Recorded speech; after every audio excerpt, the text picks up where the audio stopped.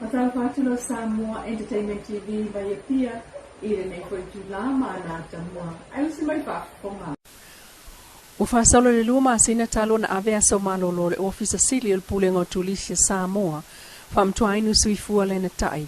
Ai olo talia pēla fo istaun ungol so enga na whaia whaasanga ilea tamali ele laulau whaatonu ale pulengo tulisi. Talu ni whaitionga mai tangata whainga renga mastasi fo ina ngalue ai. O tua inga whaasanga le ofisa sili e au fiai, se kon kalante sifulu afeta la na ia ave isa kamuta, o lo te ena e whamtuainu. O ia tātou kopi o whaasea e tolu, na whaaulu li pulenga e whaasanga le ofisa sili, na tua ialo na ave o ni mea tō tino le malo ilo na whale, e pe o si maa o apa o maa fola ma plywoods, o lo te ena uma fo e whamtuainu lo na whaia, o nātu lango le ave seo mea tō tino le malo. Na whamanino mai le minister whaalapaktonga le malo, le tinu o Wayne sa oyalo, o lo avea so malo lo whaapitol ofisa sili. Mai wa uma fo entu inatu ia ile li poti o suenga, ale laulau o le pulenga o tulisi ile ofisa sili, e talia nea ile li poti lea. Mai o le taimi lava avane ai se talia whamtuainu, o le avatu lo e minister, mwha o atuenta upulinei ile kapeneta. Whamaunia mai il suikum sina, o le mtanga luengo leo leo mfalpui papali i Mona Lisa Keti. Na molia fo i leo leo le ofisa sili ili tuso le tolu masina talwai. Ilo na lafo ntala whaati ngā stasi o whai ngā renga, ono se whaale tonu na tupu ya te se malua o lua tasi. Whamawina i neile maliu o le tasfo e tina matu o le tātu tinu. Iwa sultasi tu sangol soifua, mai le wha mai. Pion whamaunia mai mtanga luengo le soifua maloloina. O le maliu faulea, wo o toi le luas furu i lato o mau so i fuol tato tunu, ono le covitis fuluiva. Peta e wha mau ngamtanga luenga so i fua malolo ina e ono se laus fulvalu, tangata faule o PCA le siama. Talu mai le lua i lea oulio le luas fulvalu a pelila, e o mai le lua i lea oulio le solua o me. Ono se laus fulvalu, tu so le ono se laus lima mai le tunu lau tele a o leisi to tolu, na malanga mai fafo. O se itia ili se fulu wa fe, lua se lau se fulu, le a whai ato o tātu tunu. Mai la ato na malanga mai whafu o peisia, ili siama covitis fluiva, e to sulfa ila ato o lo whanofu isea, ino whanga whaaptoa le mota ngase i motua tua. Ai alo tu mau pia whautuanga mo le tunu lau tele, ina ia tau siam whamaalu sia whautuanga maasani, ua fola sia ele soifua malo loina, e pe o whaangau talifonga, tau sisi le lua mita mai le isi tangata, a mai sei no whanga whaitele. No fo le whale mwha no fo sese na whanga whapitoa lo maota, pe a whai ua maa salomia, lo wa fia ia unga le wha mai. E wha awau lava ngā luenga wha le leo a wala tele lu tātua tunu, e pe wha una mōli mawina mai pulo keti o ngā lue inai nei, i le motu tele i Savai, i lalo o le vavainga a le LTA po le Land Transport Authority. Ile tali mai le ofisa silio le LTA ngal malmana titi tutu vanusholka ina uafsil ngiel le tiopolensia. O whaata ina vaenga o awala i Savai. O ngāruenga wha awau lava i tue fausia vaenga o nā awala o manaumia. E pei o le ngāruenga i satupa i tea o ngā whai ma le salafai construction. Ele i mawhaiona mautino mai le au whaingo le tau o ia ngāruenga tue whaalea i awala le motele. O ise nu olo o whaalea fo i o lato awala o wha alai palauli. Lalo malava msale lunga.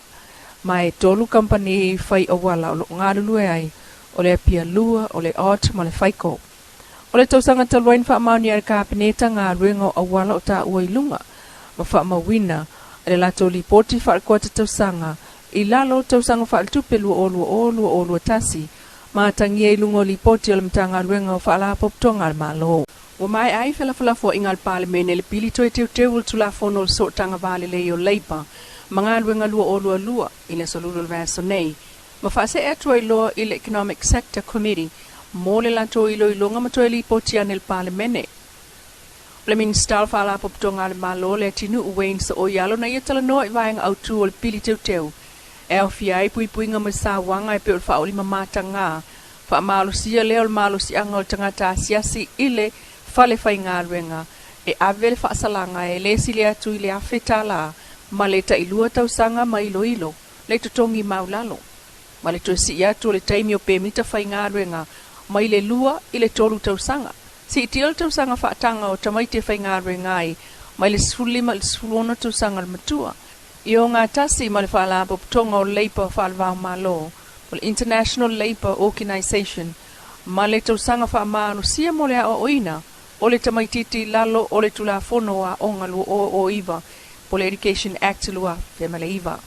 Mai nā whea il saunoanga le tinu uli pālemene, o le pili le ana tau mai lava loa fesfulu valo e le itupu talu mafua anga le malofia. Mai o le teimi sili le nei e mo lea pili, tal whea ngai mo company tu maoti, mai ua una ia, ele minister pālemene le tā ua o le whatatia ese o whatalanoanga whatau ia unang lau tele.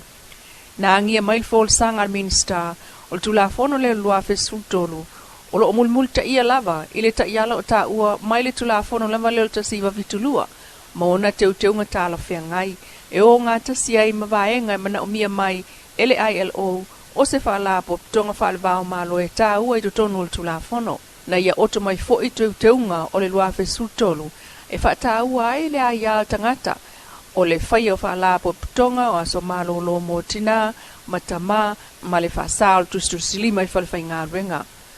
O le tulafono leo le LERA Act, po le Labour and Employment Relation Act, na ama telefono mai loa ai, le tā ua o le tulafono i tangata whaingarenga, ma tangata e ana whale whaingarenga, o le tulafono au onanga lautele, Public Service Act le o suwha, na ta iala ai tangata whaingarenga lautele, ai o le LERA, sa le ai sona malo si anga ia inga o ngarenga mo le au whaingarenga lautele, lea o lo whaatala noa ina.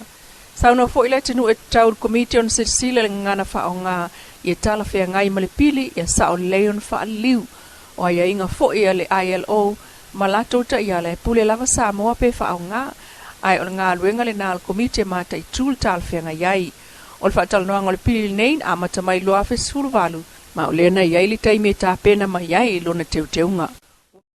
Ua toe wha awaun por kalamel to manga moe popua ngā tia nu o solo le vai a sole nei. Ina ua toi tatala ai ngā renga. E fitu a fio anga o Philip Soson i ait por kalame mo le whaititi o sa wanga. Whaasanga i tamaiti. Ilo na vaenga lo na whale u whaanga soloi nei. E wha au tu il malamalama i langona ma mawhawhau u whanau. Ai o le awa malosi ma le alu i tā inga. Na mautinoa la fo il por kalame le mulmulta i o le tapu le level 2 o le koviki. E pei o na whai o le mask o le tu wā. Ma le sili atu le 5 sa whapot putonga.